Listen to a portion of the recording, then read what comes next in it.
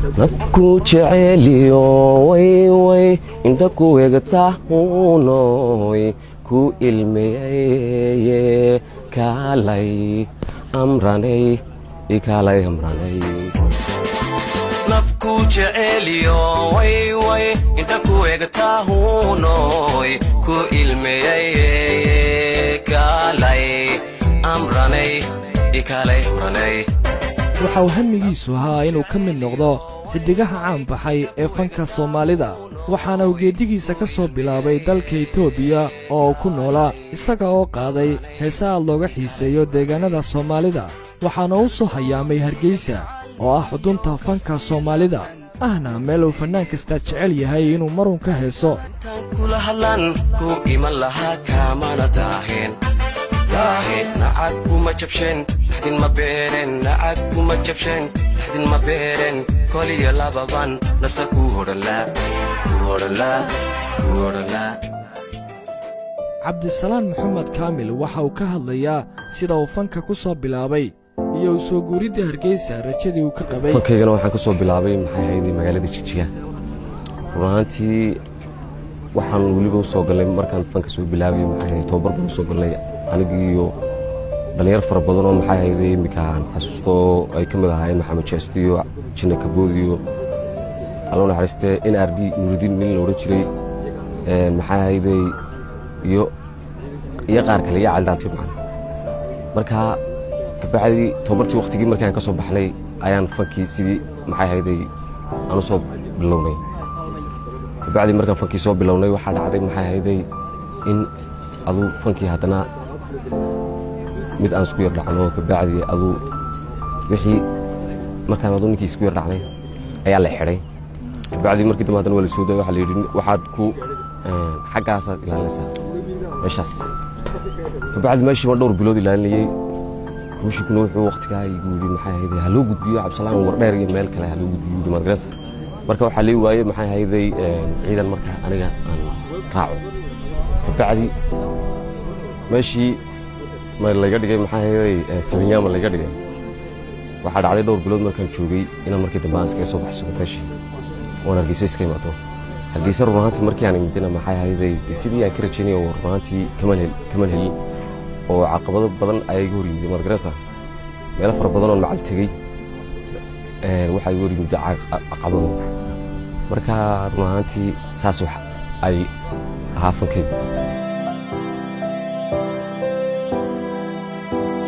Hargeysa waxa ku qabsatay duruuf adag oo ku khasabtay in fanaankii heesiisa la dhageysan jiray uu baabuurta masaxo runtii nolosha raflowka waxaan bilaabay markii adu ay ii suurtagal weeday fankayga iyo waxyaalaha aan wateen hamiga lahaa markaasa si aan nolosheeda ku kabo ayaan maxay ahayd aan bilaabay intan baabuur maristi waxan waayo fadhi iyo maxay ahayd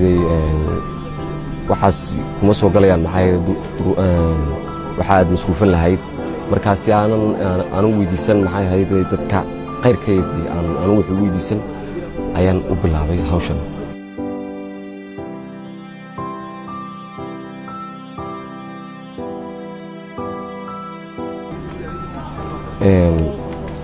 baabuur baad ku koodhanaysaa nin baabuur meesha soo dhigan waxaad ku koodhanaysaa maxay ahayd ma ku sii madam ma ku sii masaxa kabacdi wuxuu koodhanayaa maya ama maxay ahayd ama uu leeyahay buu koodhanayaa maxay ahayd wixii lagu meerayay baabuur maristi waan leeyahay ama maxay ahayd ama maya ayuu koodhanayaa kabacdi adigoo rajaynayay in maxay ahayd ay xaqaas ka soo galaan wax aad hawsta ama aad ku qarayso ama islahayd gurigaad waxaad u gelisay ya oslahayd waa helaysaa ayaa dhici kartay maxay ahayd marka inaad heli weydo dadkuna isku mid maaha iska fiican oo jiraan oo maxay ahayd marka aad baabuur ama aad wax fiican ku siinay kulli aad fureen oo masna cid qacan qabta ma jirto waayo maxay ahayd furii dufalla ay Soomaalidu ayaa wax duuga qof horta qacan qabta ma helin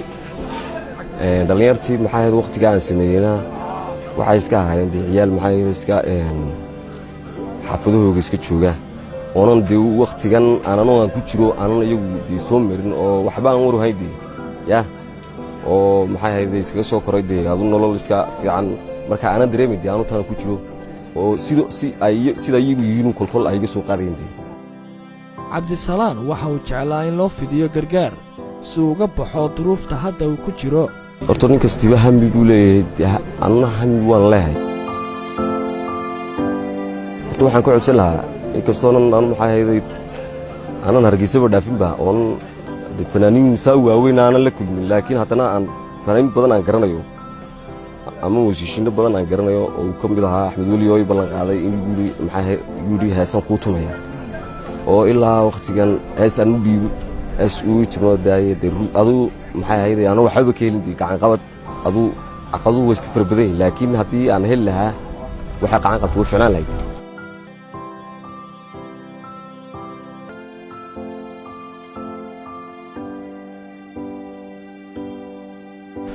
guulad maxamed aadan guulad cunaabi telefishinka saab hargeysa